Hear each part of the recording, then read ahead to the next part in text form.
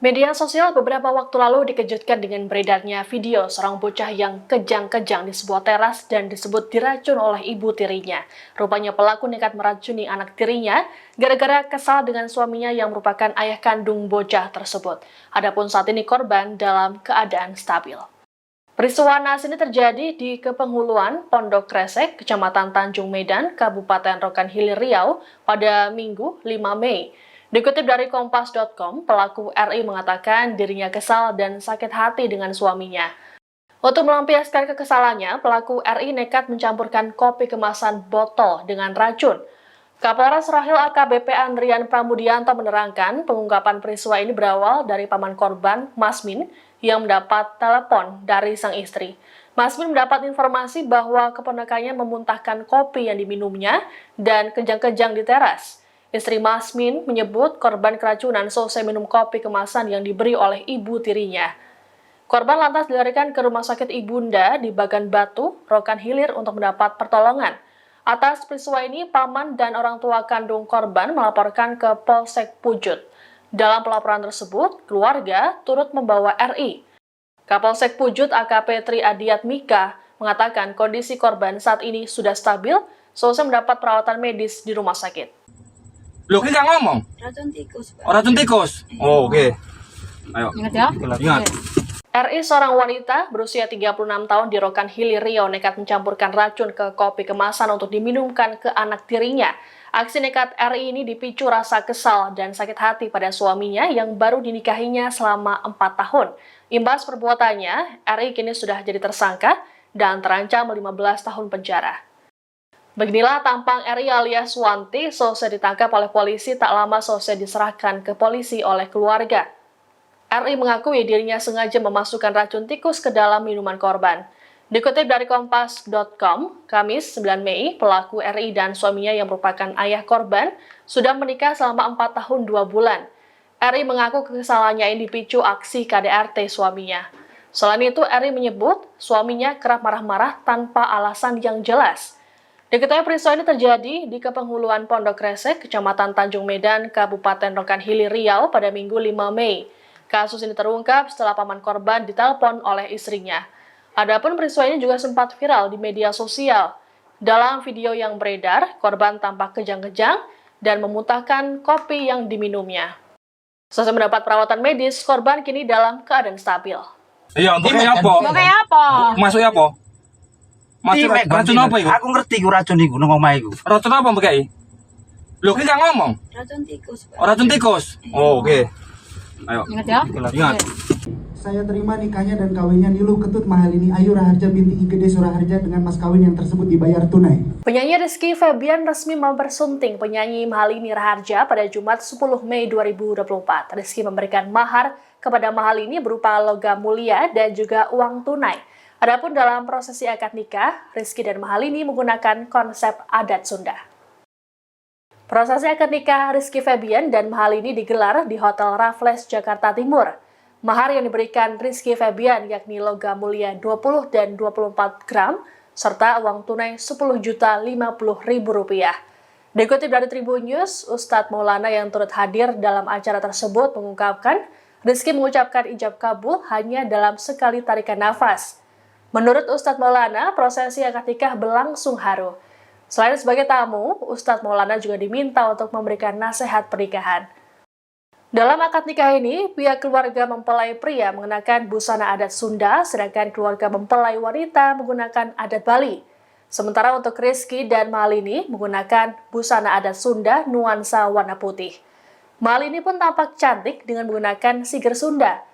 Beberapa hari sebelum akad nikah, Rizky dan Mahalini menjalani serangkaian prosesi. Dimulai dengan acara adat Dharma Suwaka di kediaman Mahalini di kawasan Banjar Aseman Kawan, Desa Tibu Beneng, Kuta Utara, Badung, Bali pada Minggu 5 Mei.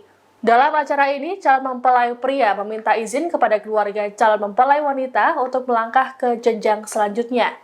Kemudian dilanjutkan acara adat mempamit, yang bermakna calon mempelai wanita meminta izin kepada leluhurnya untuk menikah. Setelah itu adalah Dharma Suwaka yang merupakan prosesi ramah tamah yang mempertemukan calon pengantin dan keluarganya untuk membahas hal penting seputar pernikahan. Ketiga acara ini digelar di hari yang sama.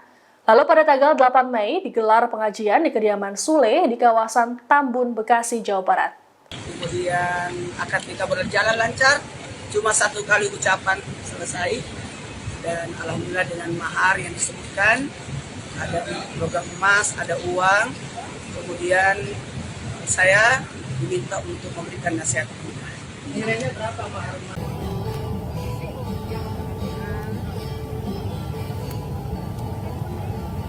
Keluarga taruna Sekolah Tinggi Ilmu Pelayaran atau STIP Jakarta Putus Satria Ananta Rustika menggelar prosesi ngaben pada Jumat 10 April. Dalam prosesi ini, turut dipajang baliho bergambar tersangka pemukulan penyebab tewasnya korban, yakni Tegar Raffi Sanjaya di dekat jenazah. Adapun saat ini polisi sudah menetapkan total 4 tersangka. Prosesi ngaben terhadap Putu dilakukan di kuburan Desa Adat Gunaksa, Kelungkung, Bali. Ribuan warga pun turut mengiringi jenazah Putu dari rumah duka hingga sentra Desa Adat Gunaksa. Ada yang cukup menarik perhatian saat berada di sentra Desa Adat Gunaksa. Pasalnya, terpajang baliho berukuran 4 x 6 meter yang memperlihatkan wajah tersangka pemukulan terhadap Putu Satria. Dikutip dari Tribun Bali, seorang pemuda setempat, Kadek Karyasa, mengatakan pemasangan baliho adalah ide dari mereka. Hal ini dilakukan untuk memberitahukan pada masyarakat wajah pelaku pembunuhan terhadap Putu. Karyasa mengatakan dirinya dan para pemuda setempat merasa kehilangan dengan kepergian Putu. Ia pun berharap agar Putu bisa mendapat keadilan. Adapun saat prosesi persemayaman jenazah di rumah duka, keluarga turut memajang motor kesayangan Putu. Terlebih 2 hari sebelum tewas, Putu sempat meminta sang ayah untuk memasang stiker di motornya. Diketahui dalam peristiwa pemukulan terhadap Putu, Polres Metro Jakarta Utara menetapkan 4 orang tersangka. Mereka adalah taruna tingkat 2 yang juga senior Putu.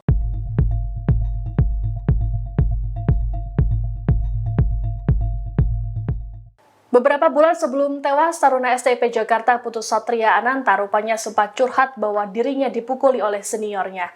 Curhatan Putu ini disampaikan melalui pesan yang dikirimkan kepada kekasihnya. Putu bahkan sempat mengirimkan foto bukti dirinya terluka seusai dipukuli.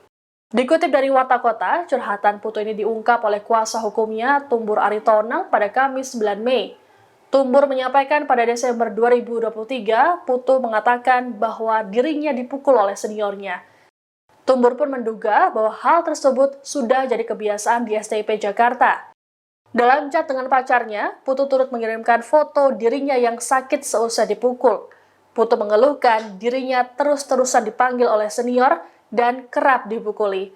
Meski begitu, Tumbur tak mengetahui persis berapa kali Putu mendapat pemukulan. Selain Putu, ternyata ada 4 taruna junior lainnya yang hampir jadi korban penganiayaan tersangka Tegar Raffi Sanjaya saat tewasnya korban. Putu jadi korban pertama dan terakhir yang dipukul oleh tersangka hingga akhirnya tewas. Motif tersangka melakukan pemukulan yakni tradisi penindakan senior terhadap juniornya yang dianggap melakukan kesalahan.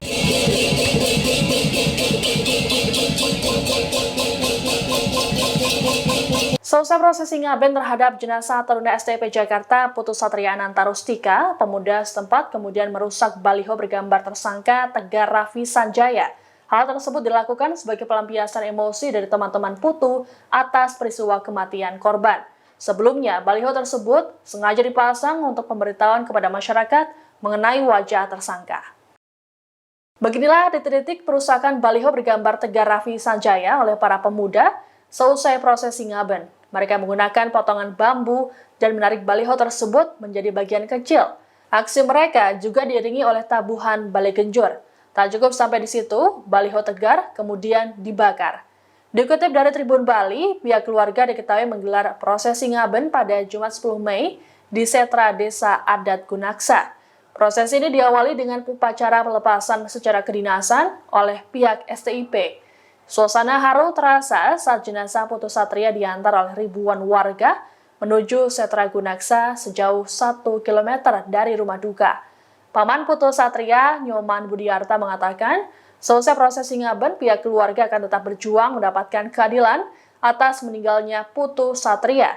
Nyoman berharap agar para tersangka bisa mendapatkan hukuman seberat-beratnya. Tanya itu, Nyoman juga ingin proses hukum dilakukan secara transparan.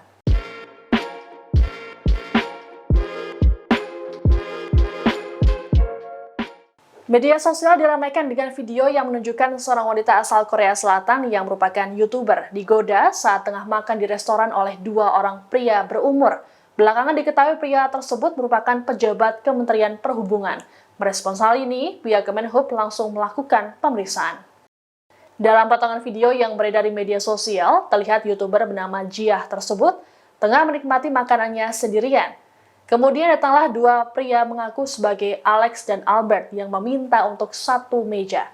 Di tengah obrolan, sosok pria berkepala plontos yang mengaku sebagai Albert mengajak Jiah untuk mampir ke hotelnya. Hal tersebut pun langsung ditolak oleh Jiah dengan alasan hendak pergi ke Bunaken.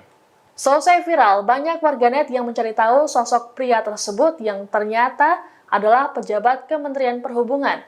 Dikutip dari Tribun News, Jumat 10 Mei, peristiwa yang viral di media sosial ini pun telah direspons oleh pihak Kemenhub. Juru bicara Kemenhub Adita Irawati membenarkan bahwa pria yang mengaku sebagai Albert tersebut adalah kepala kantor UPB Sangia di Bandara Kolaka. Pria tersebut bukan bernama Albert, melainkan Asri Damuna. Saat ini, pegawai yang bersangkutan tengah dilakukan pemeriksaan oleh pejabat berwenang. Nggak ada sama sekali. Yang dibicarakan apa Pak? Nggak ada. Pak Jokowi malah saya bilang Pak nggak usah sambutkan. Ketua Umum PAN Zulkifli Hasan mengajak sejumlah elit partainya menemui Presiden Joko Widodo di Istana Kepresidenan. Mereka tampak kompak mengenakan pakaian dengan nuansa biru tua dan biru muda. Namun Zulhas menampik kedatangannya dengan para elit PAN untuk membahas kursi menteri. Zulhas dan para elit PAN tiba di Istana Kepresidenan Jakarta pada Jumat 10 Mei sore. Beberapa elit yang tampak hadir yakni Wakil Ketua Umum PAN Yandri Susanto, Sekjen PAN Edi Suparno, dan para Ketua DPW PAN termasuk Eko Patrio. Dikutip dari Tribun News, Zulhas menyatakan kedatangannya adalah untuk mengantar para pimpinan dan pengurus PAN daerah untuk bertemu Presiden Jokowi. Ditanya apakah kunjungan ke istana ini adalah untuk membahas kursi menteri, Zulhas membantah. Zulhas berdalih para kadernya adalah pengagum Presiden Jokowi sehingga ingin bersalaman dan berfoto. Adapun para ketua DPW tersebut diketahui tengah berada di Jakarta untuk mengikuti Rakornas. Menurut Zulhas, para pengurus PAN kagum dengan cara Jokowi yang mau merangkul banyak pihak dalam membangun bangsa, termasuk dengan Prabowo Subianto yang dulunya adalah rivalnya. Sehingga kita sekarang ini negara yang disegani, dihormati, ekonomi kita tumbuh terus ya. Dan yang paling penting beliau memberikan teladan dalam bidang politik. Nah, itu yang menjadikan inspirasi bagi kita semuanya ya. Dulu Bung Karno turun nggak begitu bagus, Pak Harto, Gus Dur. Tapi Pak Jokowi lihat, saya dulu sama Pak Prabowo kan tarung. Tapi kita kalah, kita tidak musuhan malah diajak tuh. Diajak, ya kan? Pak Prabowo malah dimentori sama Pak Jokowi. Sekarang hubungannya dekat sekali, harmoni. Sehingga suksesinya itu suatu yang indah, gitu ya. Nah, itu menunjukkan kematangan kita berdemokrasi dan kita akhirnya meyakini bahwa kita kalau rukun ya kita bisa jadi negara maju. Nah, teman-teman ini ingin menyampaikan sekali berjumpa, ingin foto-foto istana, menyampaikan terima kasih kepada Pak Jokowi atas segala langkah-langkah dan bantuannya kepada kita semua.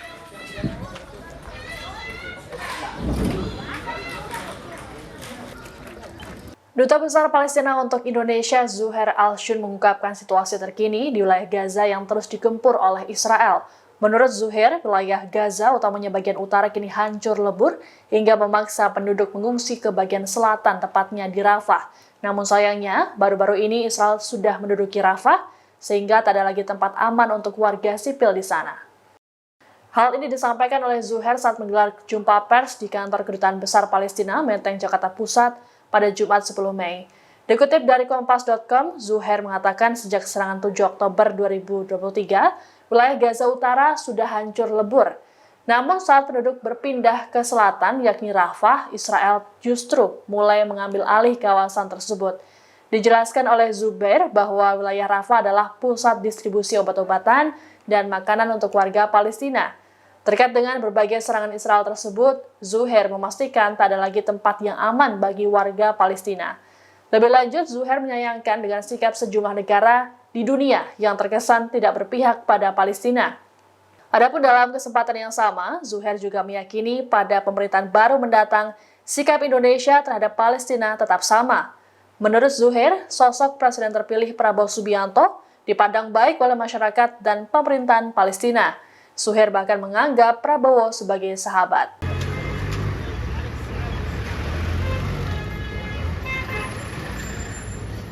Sebanyak lebih dari 100.000 orang diperkirakan sudah meninggalkan Rafah dalam beberapa hari terakhir semenjak pendudukan militer Israel. Adapun sebelumnya, militer Israel sudah menyerukan kepada para warga untuk meninggalkan Rafah. Dilaporkan tentara Israel dan militan Hamas terlibat pertempuran jarak dekat. Dikutip dari Al Arabiya, Jumat 10 Mei, Badan PBB untuk Anak-anak UNICEF mencatat lebih dari 100.000 orang sudah mengungsi. Sementara itu, Badan Kemanusiaan PBB OCHA menyebutkan pengungsi mencapai lebih dari 110.000 orang. Ratusan ribu warga sipil tersebut meninggalkan Rafah secara bertahap selama 5 hari terakhir. Kepala Subkantor OCHA di Gaza, Georgios Petropoulos, mengatakan situasi di Palestina yang terkepung telah mencapai tingkat darurat yang belum pernah terjadi sebelumnya. Adapun negara-negara di dunia termasuk sekutu Israel, Amerika Serikat menentang aksi invasi Israel ke Rafah. Dikhawatirkan jumlah korban sipil akan membengkak dengan adanya serangan darat ke Rafah. Terlebih kawasan Rafah jadi jalur utama penyaluran bantuan kemanusiaan dan jalur masuk menuju Gaza. Rafah sendiri jadi lokasi pengungsian warga sipil dari wilayah Gaza Utara. Terbaru dilaporkan Israel melakukan serangan artileri terhadap Rafah pada Jumat pagi. Download Tribun X sekarang, menghadirkan lokal menjadi Indonesia.